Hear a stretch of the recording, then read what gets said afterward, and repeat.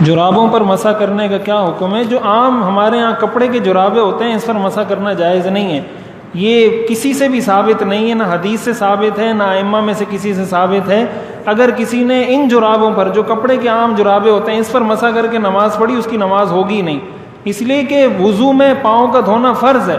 ہاں وہ جو چمڑے کے جرابے ہوتے ہیں جو خود ہی اپنے جو پاؤں کو پکڑ لیتے ہیں، جو اترتے نہیں ہیں، جو چمڑے کے ہوں، مضبوط ہوں، اس کی فقہاء نے ایک مخصوص وہ لکھی ہے، یعنی کیفیت اور تعریف لکھی ہے کہ اتنے میل اس میں چلا جائے پیدل تو وہ پھٹے نہیں.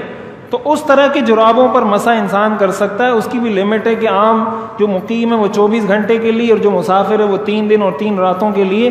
لیکن یہ جو کپڑے کے مسح ہیں، کپڑے کے جو جرابے ہیں، ان پر مسح کرنا کسی بھی امام کے نزدیک جائز نہیں ہے.